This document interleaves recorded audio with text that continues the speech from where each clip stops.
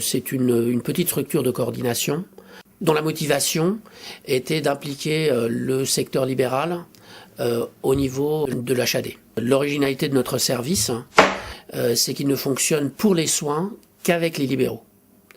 Les seuls salariés que nous avons dans la structure qui interviennent auprès du patient sont des aides-soignantes. Le service se compose donc d'un directeur qui est une directrice, de 2 infirmières coordinatrices, pratiquement à temps plein toutes les deux, donc c'est un équivalent 1/3, un médecin coordonnateur à temps partiel et l'équivalent est 6 équivalents temps plein d'aides-soignantes qui correspond à peu près à 17 soignantes qui tournent sur le service, une secrétaire comptable et une assistante sociale à temps partiel.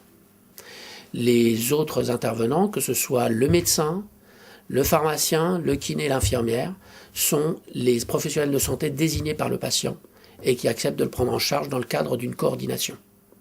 Alors notre structure est une structure privée de loi 1901 qui a un conseil d'administration qui est constitué par collège. Chaque profession que je vous ai nommée a des représentants du conseil d'administration et à parité avec des administrateurs qui sont des professionnels de santé de l'hôpital. On parle beaucoup d'HAD, mais il y a une méconnaissance vraiment de ce qu'est l'hospitalisation à domicile, qui est souvent confondue avec le maintien à domicile. L'HAD, c'est une vraie hospitalisation avec le sérieux de l'hôpital et le confort de la maison.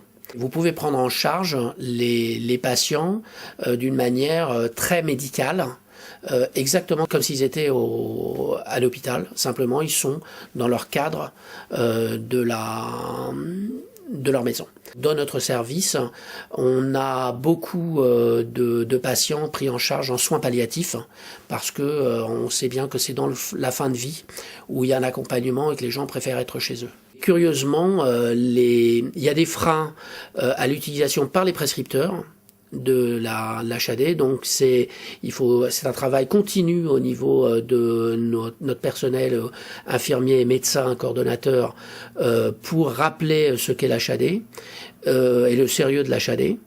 Et puis l'autre frein, c'est souvent les patients qui préfèrent bien souvent avoir le confort d'une SSR, c'est-à-dire un service de soins de suite, plutôt qu'une HAD parce que il y a le matériel à venir à la maison et puis il faut un accompagnement à la maison.